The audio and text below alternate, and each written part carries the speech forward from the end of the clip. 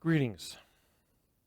If you're part of the social media world, you understand that on Facebook or Instagram or other forums, you can post a story or a picture or a thought, and people have the chance to respond with either a like or a tears or a love or an anger, depending on how they see your posting or your activity.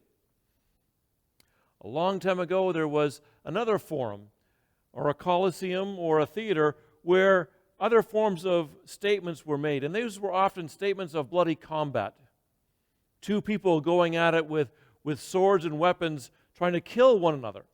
And near the end of the battle, when one was winning over the other, they would look to the crowd or to the emperor if they were sitting in the stands, and they would look for a response that was either a thumbs up or a thumbs down. A thumbs up meant that you would let that losing person live.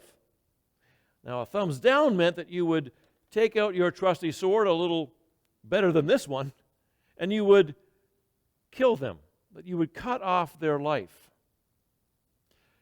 As we walk in the time of pandemic, COVID-19, and other social unrest, it feels like we are on a sword of our own that seeks to cut us off from things in our world, in our life. And we have choices to make, whether it's wearing a mask or not wearing a mask, distancing or not distancing. And it seems like either choice we make for some is going to end up causing us hurt and pain. We're either going to live or we're going to die. We're going to be in fellowship with one another, or we're going to be completely isolated and alone. We struggle with questions that you might be struggling with right now. What part of your life seems cut apart from your faith as you live in the day-to-day world of COVID-19 and racial unrest and economic uncertainty?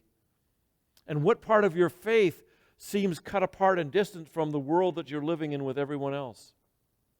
And where does Jesus fit into all of this? If we read in Matthew chapter 10, "Whoever acknowledges me before others, I will also acknowledge before my Father in heaven. Whoever disowns me before others, I will disown before my Father in heaven. Do not suppose that I have come to bring peace to the earth. I did not come to bring peace, but a sword." So I would invite you to join us this coming Sunday, October 4th, 2020, as we continue to look at the light behind the curtain in the book of Revelation and discover where Jesus meets us in our choices and possibly even in our compromises. Until then, peace and blessings, my friends. Amen.